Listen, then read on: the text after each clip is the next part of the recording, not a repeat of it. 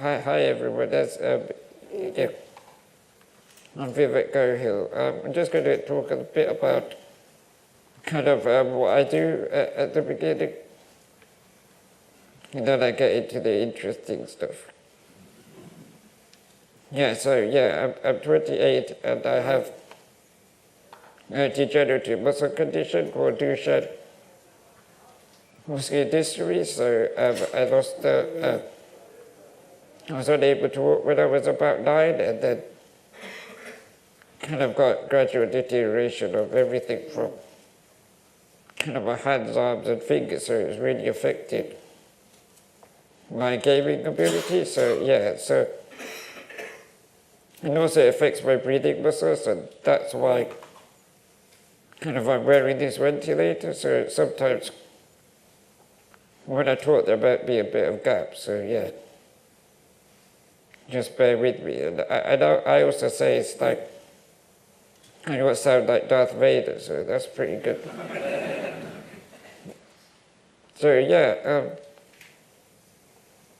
I've been a gamer for kind of over 20 years really. So yeah, I just enjoy pushing boundaries of kind of what is achievable, kind of living with a condition like this. So I started a blog about 2015, and after that I've become like an accessibility consultant, and I'm advocating for inclusion, like wherever it may be. So I work with companies like Microsoft to test kind of their new gaming controller, which has been great. And I'm also I write for the magazine Eurogamer as well. So yeah, and most importantly, I'm a huge comic book nerd, and yeah, sci-fi is my favorite thing, and I'm good at useless trivia. Yeah, a lot of useless trivia. Yeah, so today before I start, I just want to say that I don't completely hate all zombie games. There are some kind of game with zombies that I do actually like, so yeah, I'm not going to completely rip that down. But yeah, over all the years, kind of zombie narratives, zombie games, kind of, the narratives can be quite exceptional, the story. Kind of even the environmental storytelling, kind of opportunities and world building, and that. So yeah, next, what I was to say about zombies, they're like kind of a metaphor for decay and nature. So for me, it's very similar to kind of living with a muscular condition that's degenerative, because I'm always existing alongside decay, which it's quite a strange thing, but I think it's made me who I am. I've had to do a lot of kind of adapting in life and finding solutions. And that can easily that's easily helped me to, when I play games, to find different solutions to problems. So I've got a lot more problem-solving skills because of that, yeah. Yeah, and this one I've just already said that I don't hate all zombie games. My favorite games, The Last of Us, yeah. So I can't really wait for the second one, yeah. But yes, there's a lot of, kind of recently, this game, Resident Evil 2, they're kind of remaking it, and I was thinking that nostalgia can really hold us back from more narrative-like ideas. So yeah, so the past revolves around myths. So for disability, there's a lot of kind of misconceptions in games. That, like, if you're in a wheelchair, the only disability you have is paralysis. A lot of games have gone through that, and there's a lot more disabilities out there than just paralysis, really. So yeah. So I think the first rule of representation is don't make assumptions, because they're usually informed by stigma and kind of stereotyping, which in the future I think a lot more games have to kind of step away from stereotyping, especially disabled people. Yeah.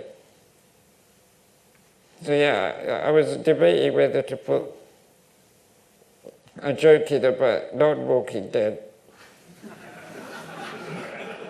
but I thought you'd definitely see it coming. So yeah. So yeah, I just remember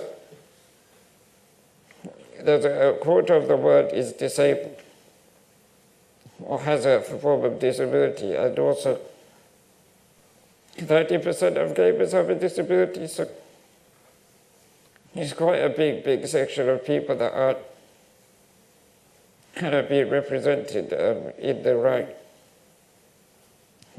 way, really. Yes. So yeah, reinforcing stereotypes is damaging, because as disabled people, we already, in a lot of ways, feel alienated at this kind of stereotyping. It's just like skewing society's perspective of kind of what living with a disability is like. And for the medium of games, that can really transcend a lot of different kind of issues, really. And there's a lot of escapism that, like, for me, I use gaming as a coping mechanism. So there's a lot of issues around kind of feeling happy with you and feeling wanted in the world, in a sense. So yeah, I just think that creators or narrative designers, they need to see disability as kind of untapped potential for like narratively rich characters, because also the disability stories they're not necessarily about disability or not disability. It's more like showing someone living with a disability, because for me and many other disabled people, our lives aren't really focused on like our disabilities. It's more focused on kind of what we want to do and what our actual abilities, what our abilities are. So yeah. So for some ideas, I thought like in a lot of apocalyptic games, there's a lot of looting mechanics. I was thinking that if someone was kind of deaf, that they could try and, what if they have to loot for hearing aid batteries? If their hearing aid ran out of charge, or also kind of me with a wheelchair, what about if we're kind of running out of charge? We need to charge our wheelchair. So what if we could look for charging points, or even if you had a puncture, Like in the world, what would you find that could help? Like there's a lot of games that include like looting for tape, and it was just those kind of, just brainstorming ideas really, because there's nothing weirder than playing an open world game and knowing that maybe it doesn't include disabled people kind of walking around, well, driving around the street. Except, like, there's some games like Grand Theft Auto 5, they had a really good disabled character called Lester Crest. And he did a lot of, like, organizing the heists and things like that, but he was the only disabled person in the whole game. So it's just very odd to just see just one disabled character in the world, because that's not really realistic. Yeah. So I was just thinking that, was there like a zombie plague that I didn't realize that killed all the disabled people except the one kind of with the immunity to the virus, really? So I say, as creators, you can't be properly focused on narrative design if you're not really considering what all your players want and how they might feel during your experience and the impact you left behind. Because for me, games have left a long time impact, but the thing is, the impact I never feel sometimes is after you finish the game and a week goes by, you kind of pick things up and it kind of, I don't know, it makes you feel a bit more empowered, really.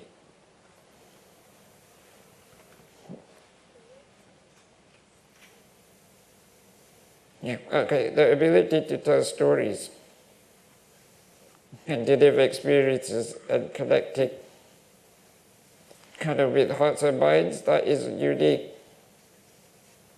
really to gaming, because gaming narratives have to improve. Talking about disability, we need more like realistic representation, because that kind of destroys all the damaging stereotypes. We need to include characters living with the disability. So it illustrates like inclusion. I was going to another conference last week, and someone just said this quote. It really, inspired me really. If I exist in a game world, then it helps me to persist in the real world.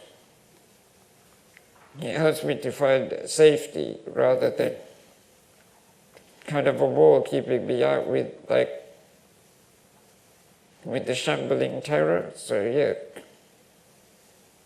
because for me, I love games. They're really kind of molded my identity and giving me like avenue to be free when sometimes life can be very limiting. So it helps tangibly deal with like my emotional toll, deal with my inner feelings really, because there's a lot of disabled gamers that the gaming has the capacity to kind of change lives and even save lives, because it's used therapeutically as well, for like pain management and things like that. So yeah, I'm going to kind of go through a few of the stereotypes and pitfalls that games usually kind of fall into, that's the wrong slide.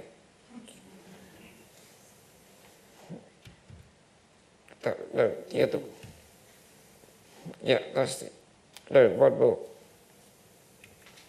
Yeah, that's it. Yeah. This stereotype is kind of a pretty common one, which really does kind of, it's not the best one, so I just thought, the mouse doesn't work. Can't scroll down. It's not scrolling.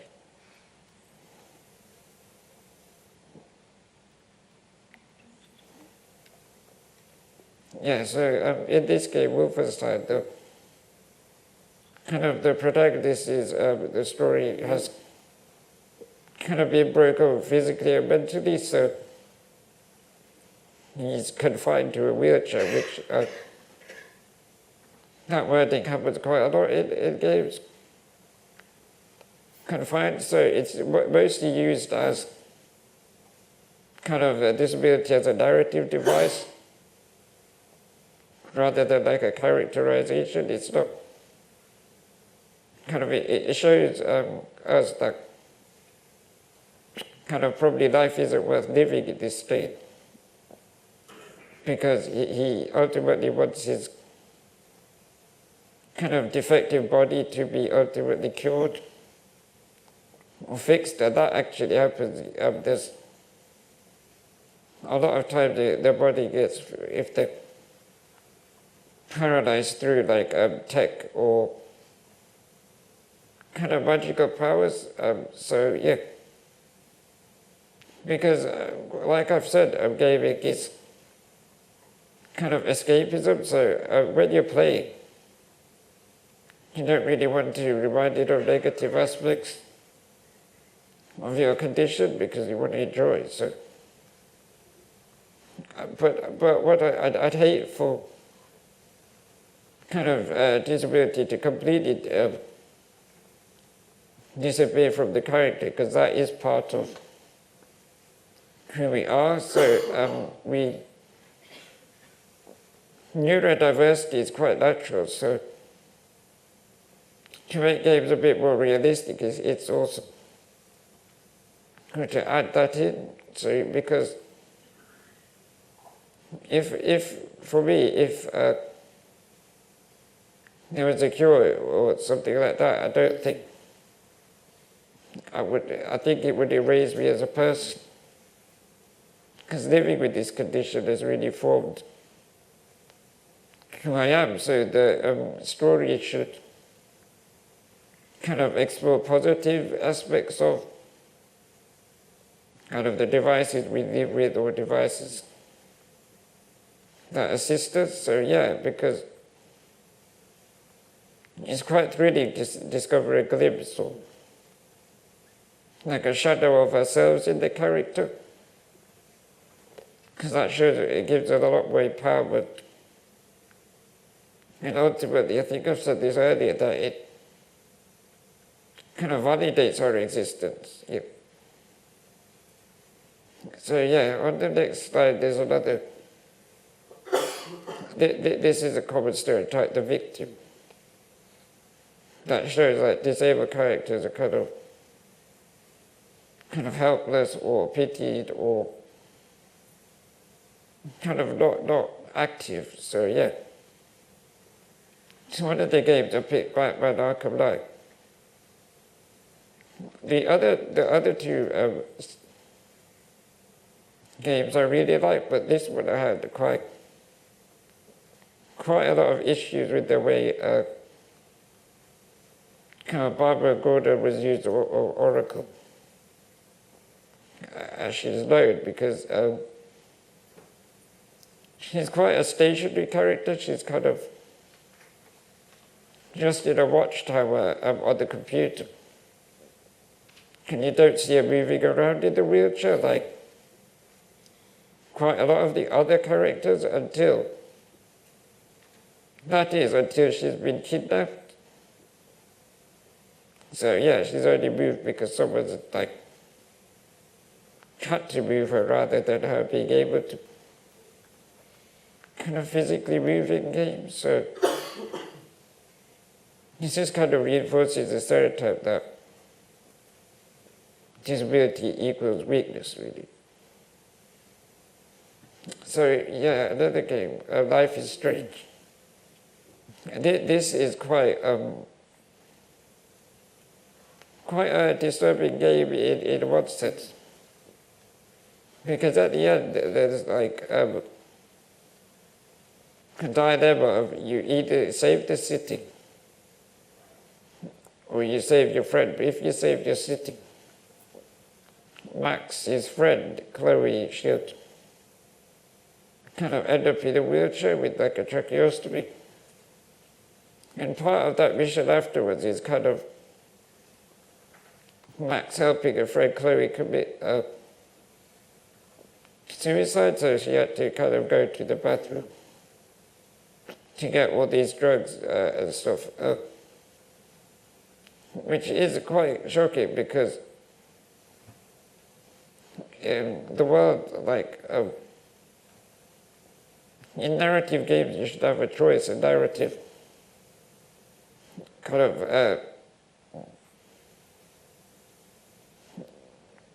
it shows that the character paralysis is only a direct consequence of someone's action, and that was a bad action. So that choice is kind of shows that it's robbed us of independence and agency, and it's just the assumption that disability kind of makes us feel worthless, or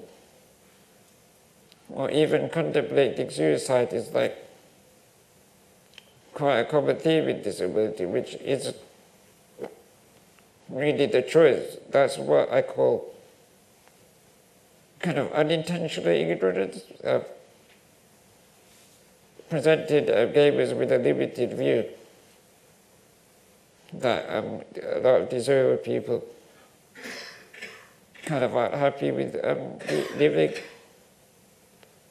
which is it's not fully wrong, because I've often battled with kind of feeling like a burden and not really able to contribute to society. But in games we need more choices for the disabled character. That why is the game telling Chloe that it's kind of the best outcome is to commit, kind of ask a friend to help her with it. We need to kind of focus on how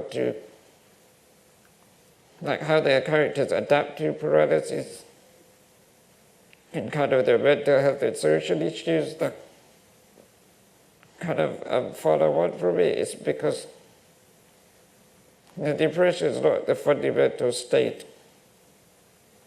of being disabled. It's just how you're kind of perceiving the world and how you can process the next step. So maybe the theme they should have explored was quality of life, or like the systems that failed her, or kind of the difficulties finding a new purpose, because reinforcing stigma is very hard. So yeah, the next slide, yeah. This was quite an interesting slide for me to kind of put together, because I didn't realize all these kind of the number of wheelchairs that were in games, but the way they're presented was obviously like, we all know that squeaking of the wheel, kind of a squeaky wheel in horror games. And you turn around the corner and some zombies at you, but you have to shoot a necromancer's leg off or something like that. But usually there's always like a wheelchair in the background. Kind of wheelchairs are used to kind of scare people rather than kind of like disability can be scary, yes, but it shouldn't be horrifying, because recently in the game Spider-Man, it ended with Dr. Octopus saying, "No, don't leave me, I'll be trapped in this useless body," which kind of at the end he had his neural device taken out, and he was kind of unable to move himself. So this is quite shocking to hear as a disabled person, because yeah, you don't really want to hear that, because we're not all quite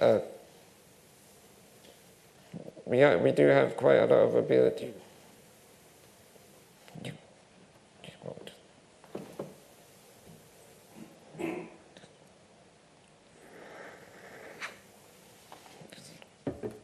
So yeah, another big game, Bloodborne. I've not really played through it, but I've had a lot of input from kind of other disability consultants, and kind of I've researched slightly about it. Because in there's a lot of wheelchairs there to scare people, also kind of wheelchair users that are capable to kill, kind of boss characters, and kind of one of the main bosses, I think, is called Gammon, the first hunter, and he's kind of bound to a wheelchair, and kind of in one of the endings of the game, the player finds out that they're going to be, that their fate is to be stuck in a wheelchair kind of continuously until they beat the game, or kind of, yeah, they're just stuck. Which, being disabled in a world where there's ultimate horrors, like nothing but nightmares kill you, if disability is seen as worse than death, it's quite easy to assume that all kind of disabled people ultimately kind of want to die in a way, because if it's seen worse than that, it's just it's quite shocking, really. Yeah. Because for me and a lot of disabled people, wheelchairs kind of, I've never felt as free, capable, or independent in the wheelchair. It's like a beautiful piece of engineering. And there shouldn't be anything scary about a wheelchair, really, because my wheelchair is probably the most comfortable chair in this room. Yeah, but the price of a wheelchair is pretty terrifying, because it's a lot more than you'd think. So yeah, I've not got a slide for this one, but I'm just going to talk quickly about the game Deus Ex Human Revolution, which is very, it's good because kind of through the lens of like transhumanism, where kind of players are kind of able to explore their disability and have choices kind of to augment their body, really, which kind of, I think those kind of games are very good. But the thing is, the villain, because he was unable to cure his own disability, he aimed to destroy all augmented people. People that kind of doesn't disability doesn't really make us bigots. It's often used as a signpost for evil. I think in narratives, really, we just need progression. Progression, and that's just the beginning. Yeah. So yeah, a lot of great practice. I think, yeah, Hellblade is won a lot of awards, and yeah, and I think it's a big win for disabled narratives, because it's a game where the character, she suffers from psychosis, and so you kind of hear the voices she's hearing, and you see what kind of she's seeing, but it's in a very kind of careful and thought out way, where kind of there isn't too much stigma. Because the world is difficult and hard for her, but it doesn't show her as cruel. It kind of shows that with a disability she's a survivor, and kind of she's not really pitiable because she can look after herself quite well. So, and also usually, like in games, if you have a magical ability, like in this game, like usually it would be like, well, we made a psychosis mode and that kind of thing, and that's not really what it should be presented as, because it's just a way for her to solve puzzles and see hidden meanings, because that power is like, it's quite empowering to her, so yeah. And I think a lot more developers and narratives kind of, the player is empowered. Is empowered because the developer, they kind of spent time consulting with people living with psychosis, and they did kind of a lot of research behind the condition, so they don't depict it kind of without adding to the stigma of kind of mental illness. So my one point would really be important is that you should speak with disability consultants to make your game better representation. But yeah, I think I always like to put kind of this one in, because Mass Effect, the whole trilogy is my favorite trilogies. My favorite character is Joker, because he's like, he's got like a rare bone disease, but he's respected for his piloting skills, rather than, oh look, he's so inspirational. Oh, he's behind the computer, because there's more to disability than just that. So yeah, I just wanted to add this quote in. On the next slide it says, I changed the fate and destiny so much that I actually did alter the course of everything. This game developers have like the power to alter the course of everything through their story. So kind of stepping away from kind of like focusing on the kind of games that are very similar to each other, like zombie narrative. Like we need to kind of evolve storytelling by kind of harnessing kind of the power of disability narratives, disabled characters, and yeah. So yeah, this is the bit where kind of I'm introducing risk, because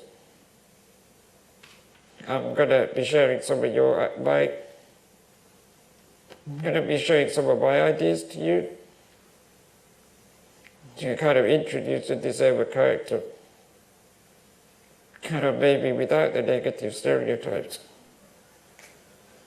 So yeah, because we're at an adventure game conference, I thought I envisioned an adventure game. But this time it would have like unique environmental puzzles, like because this new perspective would erase kind of the standard crate puzzles, or oh, there's a ladder up there, I can't get to it. Those kind of things. Maybe kind of if the character was in a wheelchair, and there's steps there were there. But there's pieces of wood or kind of rope or tape, and you have to kind of find out ways of getting around the obstacle. That's not really being observed in games. Or maybe if you have a wheelchair and you got punch and tie, and you got some like duct tape.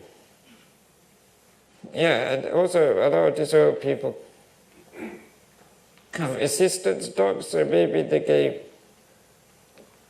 have the ability to train the dog to kind of attack or fetch items or pull things, that kind of thing. And yeah, I just thought I'd say rest in peace dog meat, because yeah, poor dog meat missed him. Yeah, so, and also maybe could the wheelchair could have kind of like the character could have an extendable staff to beat people up, or a slingshot device or something like that. I think my go-to thing to kill a zombie would definitely be put spikes on my foot, please. Yeah. So yeah, this is just my future kind of future hoping games, because I'm very looking forward to Cyberpunk 2077, because I really love kind of science fiction games and kind of, I don't know, I love dystopia, so yeah. So I just hope from that the character customization that you're kind of able to customize them with different prosthetics or movement options, or hearing aids, or just kind of deeper customization than just like, let's have shiny hair or something. So yeah, because it would kind of show a narrative opportunity to show like a world, a futuristic world that kind of embraces disability tech, because in the future I think tech's going to be kind of, well, even at the minute some of my disability consultant friends, they call themselves a cyborg because they've got a lot of mechanical devices embedded in it. So yeah, I think the future isn't that there wouldn't be any disability.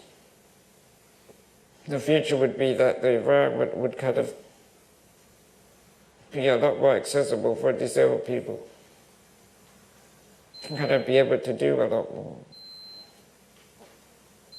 Oh, that's my feed. Oh. Sorry, yeah. But I think, kind of to end, I just want to say that storytelling kind of has the power to penetrate lives more than we know. And as creators, you have a lot of power, and you kind of need to use that power responsibly in a way to kind of think about all ranges of your audience, maybe somebody don't really realize that. Yeah, so I just think we need to see the beauty of like disability narratives and something's happened to the computer. Can you get this stuff?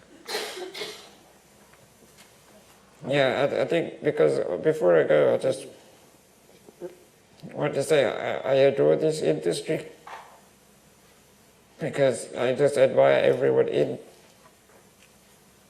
game design because it is very difficult to create deep like characters and like deeper world building. So yeah,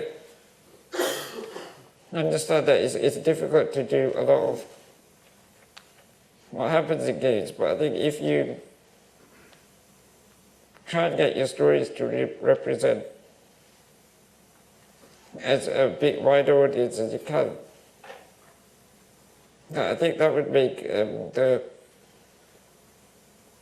industry a little bit better because you need kind of innovation. Like right now we're saying you need like evolution, and I think disability could be kind of like a revolution to narratives because it's not really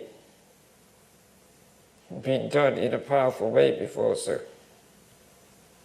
kind of that's like a lot more creative opportunities. So yeah, I just want to say